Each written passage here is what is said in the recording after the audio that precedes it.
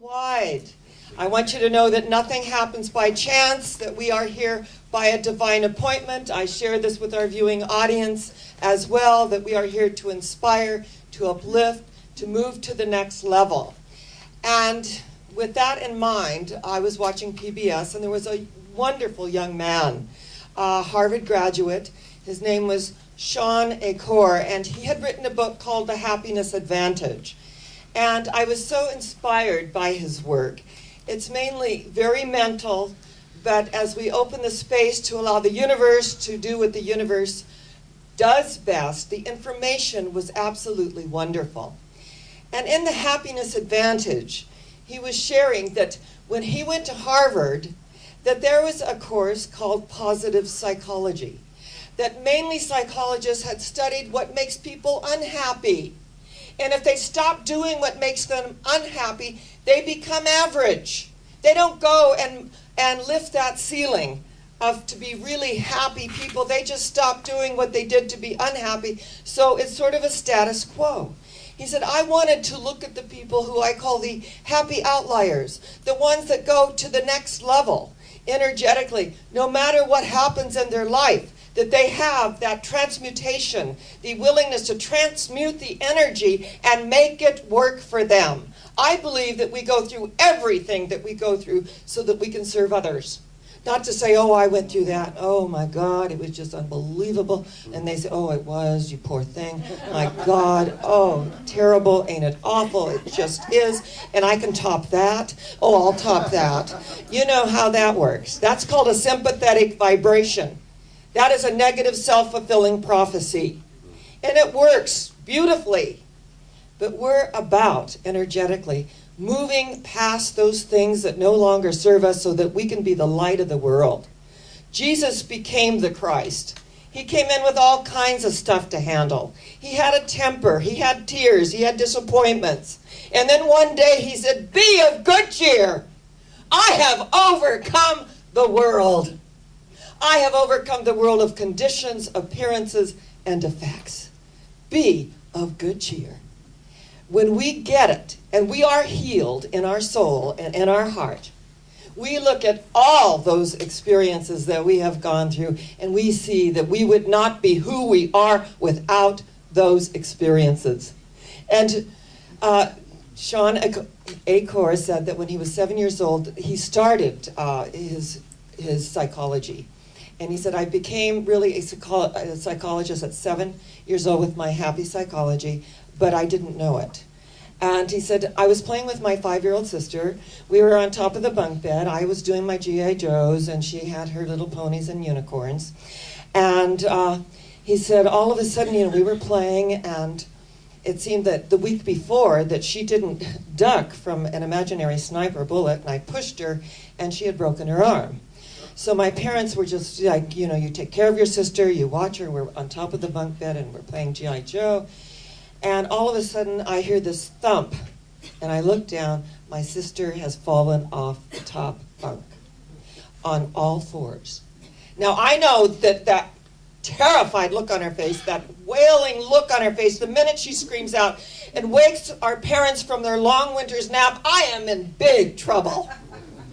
So I thought fast, and I said, oh, Amy, look at you. You landed on all fours. Oh, my gosh. You're not a little girl. You're a unicorn.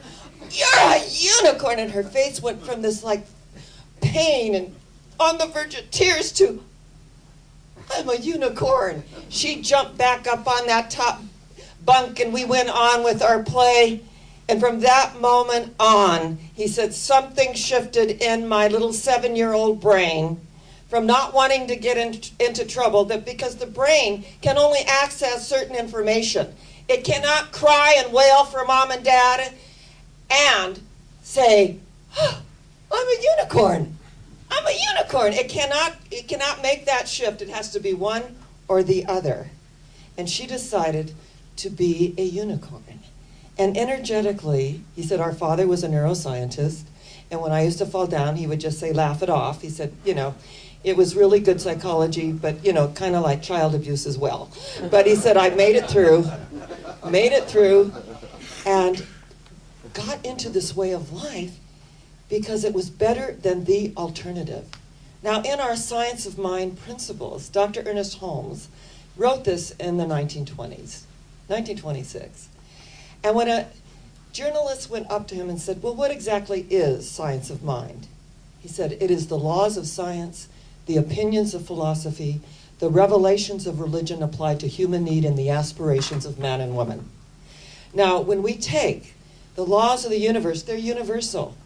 When we take the revelations of religion, there is a oneness. There is that white light experience that it doesn't matter what religion we are, that there is a unified field in which we all tap into. It's non-local. It's everywhere present.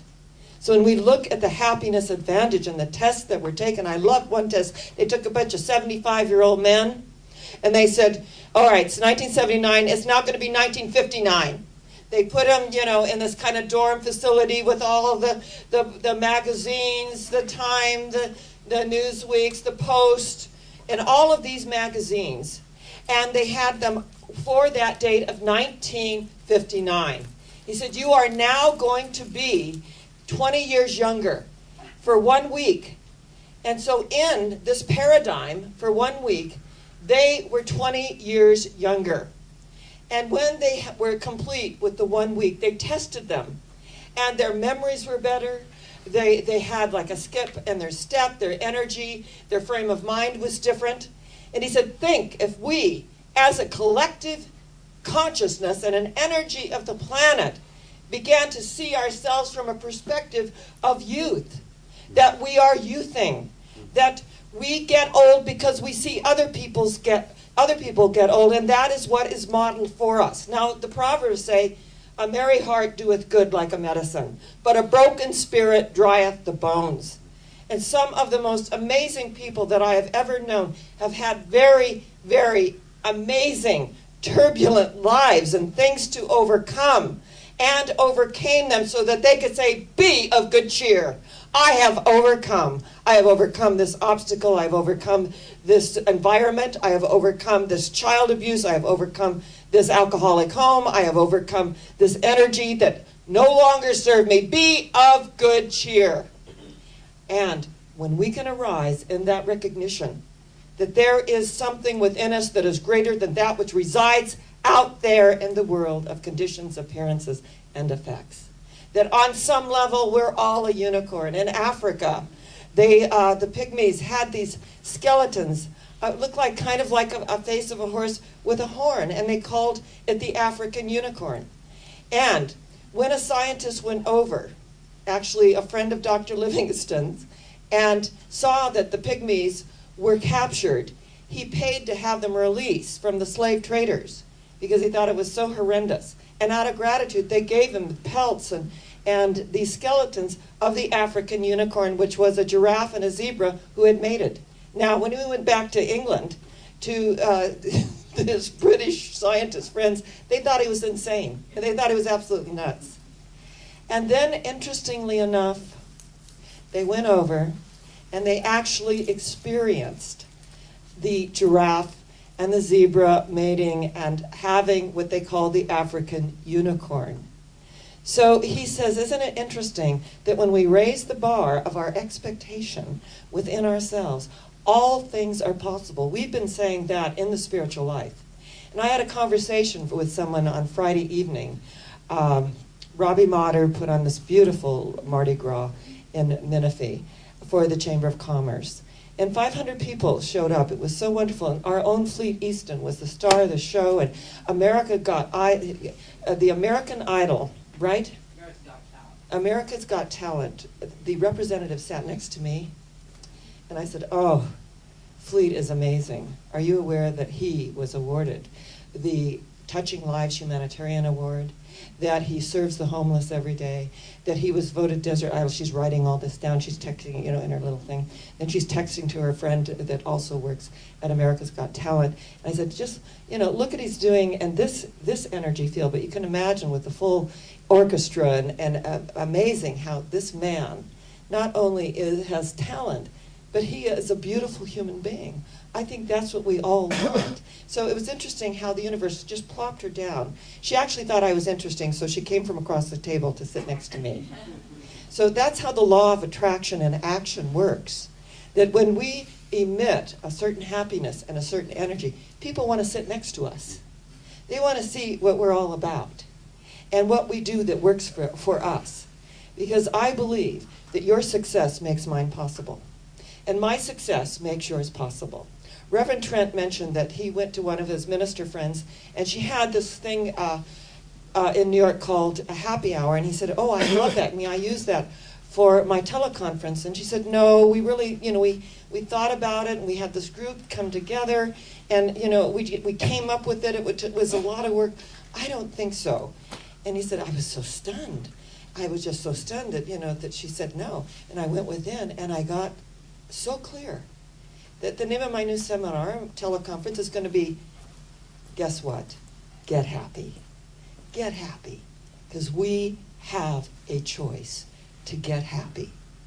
Now, as we resonate at that soul level with happiness and begin to look at our lives much more objectively than we have ever looked at our lives and all of our experiences, then we can open the space of miracles. That's where the space of miracles resides.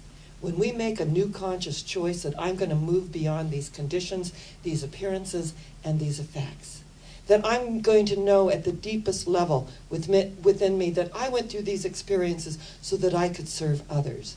The amazing tests that we go through, and I have a friend that always says, if you didn't know how old you were, how old would you be? How old would you be? And interestingly enough, it's always a much younger age because inside of us, that's who we are. I had the opportunity to go to Palme d'Or to see the quartet, and I'm going to talk to the Camelot Theater about bringing it here. Because the quartet was about retired musicians and singers and opera, people in opera. And it was interesting because Eileen was sitting behind me. Her eyes were closed, and she said she was meditating. But I said, Eileen. She didn't open them, so I just thought, well, the movie hasn't started yet, right? And so we'll just let her have her little piece and her space. And what was so beautiful about it was that energetically, they all knew that they were a certain age. And Maggie Smith was, she's always just outrageous. And saying, I never knew I was going to be this age. But the truth of our being is that when we, in our heart and our soul, are doing what we love and loving what we do, she had to overcome singing with a quartet. And I don't want to ruin it for you, but it was a lot to take because she was the star. She was the singular one that would go out and people would, throw their roses. To be in a quartet was like a huge decision for her. And then something shifted and she got it. I'm going to be giving my gift. I'm going to be loving what I do and doing what I love. When we love what we do and do what we love, there is no greater experience than that. And this way of life takes the thinkers. It takes the ones that say, you know what? I want to go to the next level. I want to be courageous in my daily life. I want to open the space to do it in a way that truly serves. I want to acknowledge at the deepest level that while I am here, I want to be here with quality and excellence and a sense of aliveness. And I don't always enjoy going to yoga. But I also don't like the alternative either. So when I go to yoga, I'm there. I'm 100% better some days than others. And this young man said to me, you were really good. And I said, well, that was just fabulous. Thank you. I accept and receive that. Because I said, next year, in a year and a half, I'll be 70. He goes, absolutely not. I said, yes, I will. And he said, but you're a hot 70. I said, I'll take it. I'll take it. And people say, oh, don't share your age. Why not? We are growing and unfolding in miraculous ways. Let's be an inspiration to one another. Let's mentor younger people to say that you can make that shift. and that you can do the Fabulous 15. The Fabulous 15 is every single day to do a little exercise. They did a wonderful, there was this experiment that they went to a hotel and they said to everyone that was in service, when you change a bed, when you sweep the room, when you vacuum, when you're down there cleaning the bathtub, that's exercise. That's fantastic. That's longer than the Surgeon General has anticipated that we do 15 minutes. But you're bending, you're stretching, you're doing all of these things. That group lost weight, waistlines reduced. They were beginning to sing as they worked. This is exercise. This isn't work. This is a mindset. The group that they didn't tell, they went on doing what they always did, and there was absolutely no results, of course. But just that little shift. This is exercise. This can be fun, and you're getting paid for it. So energetically, when we begin to make that little shift, when we begin to say, hey, I've got this stack of stuff waiting for me, I'm going to dive into it. When we dive into it and realize energetically that the happiness quotient is about feeling that sense of completion within ourselves, that sense that we are making a difference not only in our own energy field, but also for others. There are so many of you in here that are making a fabulous difference. It's so wonderful to be in your presence. It's such an honor and a privilege for me.